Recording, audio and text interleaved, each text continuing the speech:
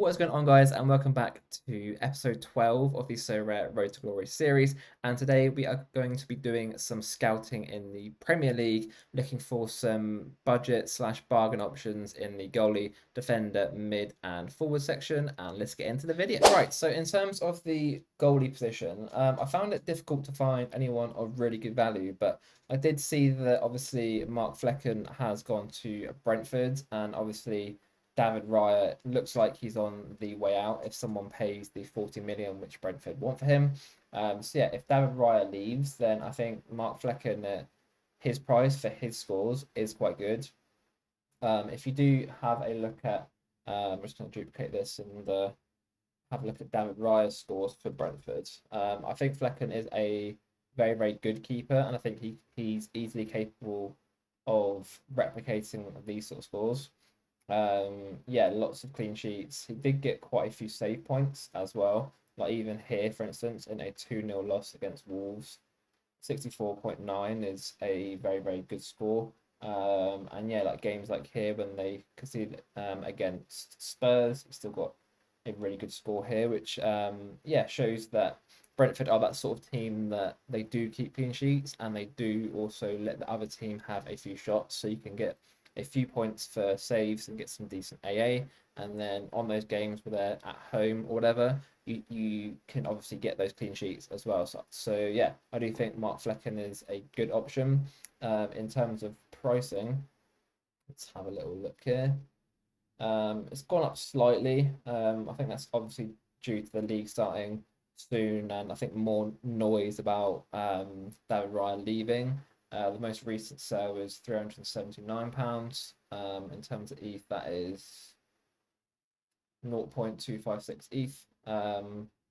That has obviously increased over the last sort of couple of weeks. He was down here at like 279, so it's gone up by like £100 in what, 2 weeks. So yeah, if you can maybe get a deal around this sort of mark, like £300 ish, that'd be good.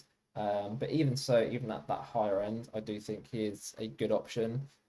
And yeah, if you look at his scores, he's perfectly capable of hitting really good scores here, up into the 80s and even 90s here. So yeah, I think he'll be a good option next season. And then the other option which caught my eye was Sam Johnson for Crystal Palace. Now, there is a little bit of risk here.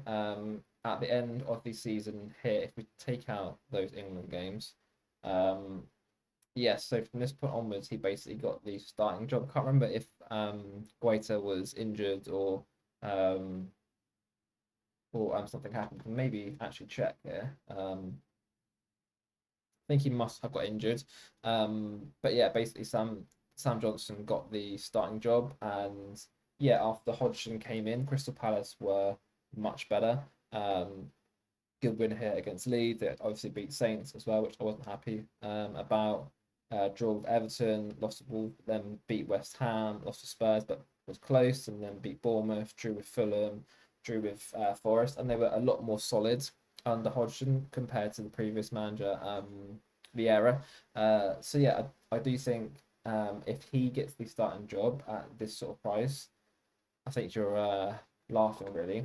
I mean, last sale was £200, and even so, if you look at Guaita's price as well, 1 week average on them both. In total for both, you could get them for like 370-ish, which is the same price as what Mark Flecken was. And then that means that you're basically guaranteed to have the Crystal Palace keeper. And then, for instance, if Sam Johnson does get the starting job and they loan out Guaita, or he moves back to Spain, which I think he has previously mentioned, you may then get two starting keepers from this. So yeah, I do think it is worth the risk. And I mean, if we look at his scores when he came in, probably quite similar to Brentford. He does get quite a few save points. He obviously had an error here and then let in three. Yeah, three against West Ham. But yeah, makes plenty of saves. And then when Palace do then keep a clean sheet, you get some really good scores. So yeah, I think Sam Johnson is worth the risk and quite a good option for a Premier League goalkeeper. Now, we've gone for a little bit of synergy here with the two picks for defenders. We've gone for Joachim Anderson and also Ben Mee. We'll talk about Anderson first. The reason that I like him is that he's very consistent. When he's fit, he'll always play. And obviously, you then get the synergy with Sam Johnson as well. And he does also get minutes for Denmark. If we look at his scores for Denmark as well, he's played every game apart from the most recent one where he was on the bench. But yeah, if you're able to get someone that plays for a decent team in Crystal Palace, he's a really good age, nice long contract, and also has that international bonus as well. I think for his recent sale prices, around that sort of like 50, £60 mark, I think that's really good. Um, and yeah, I mean, a good first fixture as well. Yeah, I think he's a really good option, nice and solid, and does have that freak high score in him. But any of these scores really around that sort of like 55 to 65, I think is really good. And yeah, just a really solid option, and obviously has some synergy with Sam Johnson as well. Like I mentioned, the other centre back is Ben Mee from Brentford as well, so gets a nice little bit of synergy with Mark Flecken. And when one keeps a clean sheet, the other one does as well. So I keep stammering over my words there. But yeah, his scores are really, really good. Nice and consistent, plays every game. Not many scores there, which really sort of kill you off. No like dark red scores, which we hate to see, and plenty of scores in the high 70s and 80s as well. I think he scored a few goals. Yeah, 3 goals, 2 assists, 4 last man tackles as well. Just a really solid Premier League pro, and for his price, see what the most recent sale is. £42. You might even be able to get him cheaper around this like £32 mark. I think he's just a really, really solid option. And yeah, I think if you can stack both Flecken and Ben Mee and Johnson and Anderson, I think you've got a really solid base there. And then you can then get some more experimental and explosive players in the forward line, which can then help to actually bring those scores up a little bit higher. So one player in the midfield that I think can get some really nice high scores is Andreas Pereira for Fulham. I believe he was injured the last portion of the season, and obviously his main target man, Mitrovic, was banned for 9, 10 games. But you can see here that he does have the scoring matrix to actually hit those 80 scores, which is really, really good. You really want to have some of those big spikes. And yeah, when Mitrovic is back, and you've obviously got players like Willian there as well, you can get some of these big scores for what I think is actually quite a decent price on him right now. His last sale was £34, and the auction went a little bit more at 44. But around that sort of price point, I don't think you're going to get a player like this who has the capability of hitting those high scores for that sort of price range. And then you can then pair him with maybe someone who's a little bit more stable, someone like Garner gave for Everton. He's someone that's never really going to hit you those high 70s or 80s. But yeah, he's Mr. sort of steady Eddie, always around that 50 to 60 mark in what was quite a poor Everton team as well. So if Everton can just move up a little bit and sort of aim for that mid-table, not concede as many goals, hopefully we'll see more of these dark green scores. And once again, I believe he's pretty cheap right now. I mean, the last offer was like really, really high compared to last sales. That's probably because it's the Everton version, but you could buy the PSG version here for yeah, like 27, £28. If you want the Everton version for the collection bonus, it will be a little bit more. But yeah, if not, £27 for someone that can get you nice consistent scores like this, I think personally is pretty good. And if you watch my streams on Twitch, you know that I love a bit of John McGinn as well, the Villa captain. He's one of those players which I think ticks a lot of boxes, especially for his price range as well. Obviously, you get someone that's always going to start for his club. He plays for Scotland as well and gets some really good scores there, and actually plays a little bit higher up for Scotland as well. And then yeah, Aston Villa did get into Europe as well. So yeah, you sort of tick all three of those boxes. Always going to play for his club, plays for his national team, and also plays in Europe. Then in terms of his scores, he is capable of getting into the 80s, a couple of 88s there, 79, 81 here, as well. Does get some nice AA, 13, 13, 14, 11, 27, 17, 13. And it's just, yeah, a really solid pro. You know he's always going to play. In terms of his pricing, £73 was the last sell there, auction at 63, and a offer of £61 there. So anywhere around that 60 to £70 mark.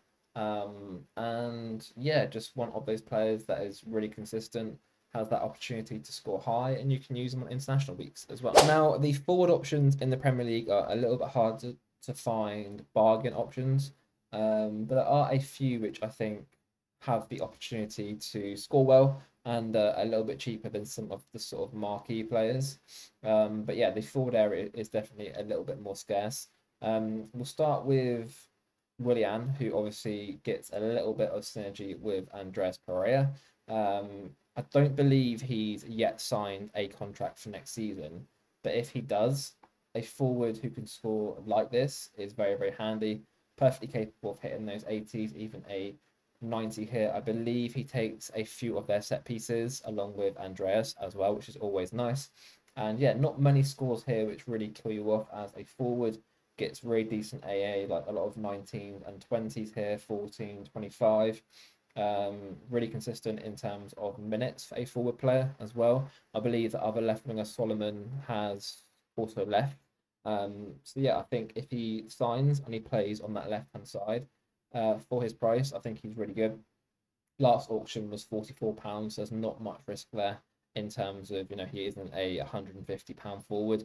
But yeah, if he signs and he plays every game, I think yeah, you're sort of in that 5 to like 7 goals, and same with the assists. So yeah, for his price range, I think he's really, really good. Then this other option is a little bit left field, but I do think that Johan Visser for Brentford could be a really good option. Obviously, we've got a few Brentford players in this video anyway, but with Ivan Toney being out for quite a long time, uh, Visser was the man that sort of stepped up. You see here, he played the last 3 games, goal against West Ham, goal and assist against Spurs, and then obviously the game against City is quite difficult anyway.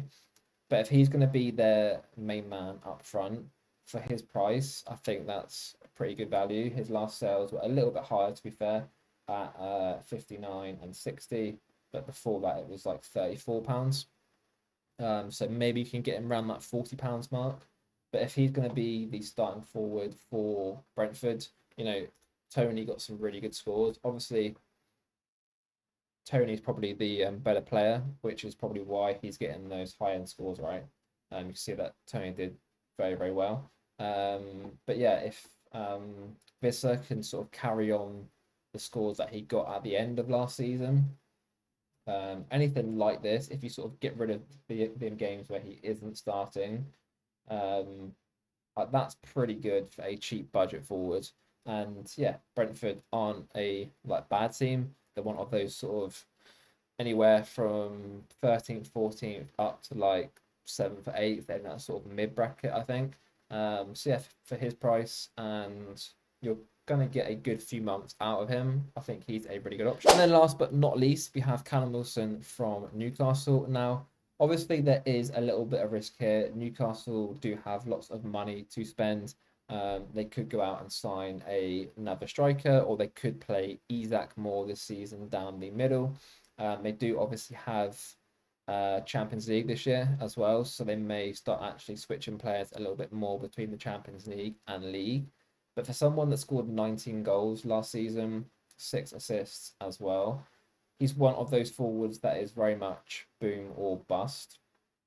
If we have a look at all the games that he started,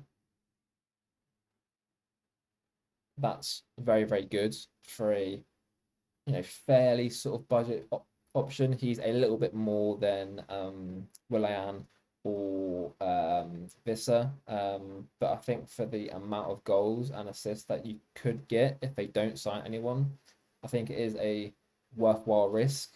I'm not sure if he was better at home or not. Let's have a quick look.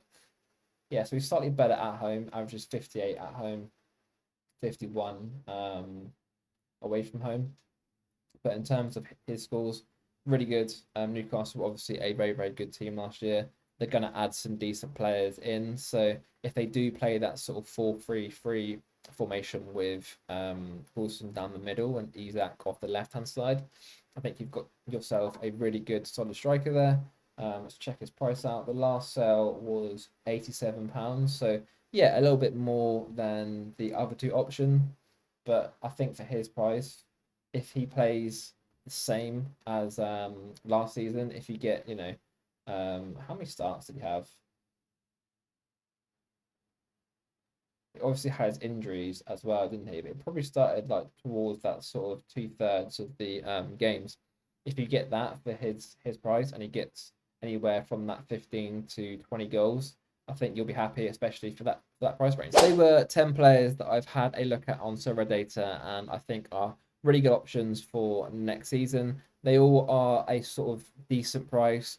None of them are going to actually break the bank too much. I know it's all obviously relative, right? But in terms of Sorare, for their rare prices, I think they're very, very good. And yeah, that was just me simply going through Sorare data, looking for players that have played lots of minutes, lots of starts, guaranteed to actually get some game time next season, to try and obviously lower the risk. And yeah, I think they're really good options. And as always, guys, if you've got any questions about any players that I've mentioned, just let me know down in the comments, and please make sure to like and also subscribe.